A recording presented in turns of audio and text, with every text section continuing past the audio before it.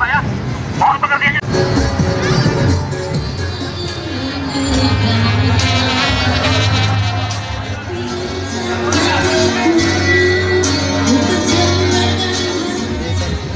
Kalau sudah secara persuasif tapi masih diulangi terpaksa nanti disita. Ya. Terakhir malam Bu ya, jangan kita ke depan ibu sama jauh. Sama jauh. Kalau sudah dikasih tahu baik-baik, diulangi terpaksa nanti disita oleh petugas, ya.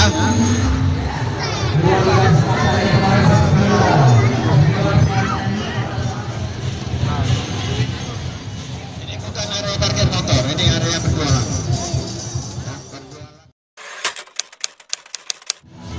Kegiatan kita malam ini adalah menertibkan para pedagang liar, ya. Kemudian juga parkir-parkir yang membuat perabotan dan menjadikan ketidaknyamanan pedestrian Sudirman.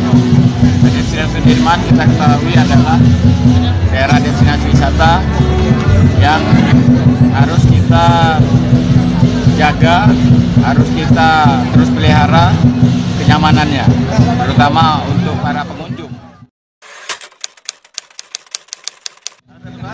Tidak ketidaknyamanan, keperawutan, ketidakaturan. Nah, ini merusak citra pedestrian Sudirman yang selama ini menjadi destinasi wisata bukan hanya bagi wisatawan lokal, nasional, bahkan masyarakat. Kita malam ini kita hanya backup ya, sesuai dengan tugas pariwisata ini.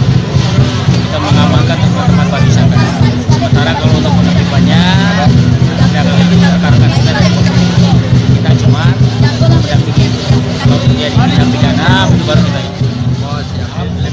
Dari viral kemarin kan, ya, bahwa bekas peraut di Sudirman, ya. Makanya kita sama dia samping rapat bersama di Satpol PP. Makanya hasil rapat itu kita putuskan malam ini kita adakan.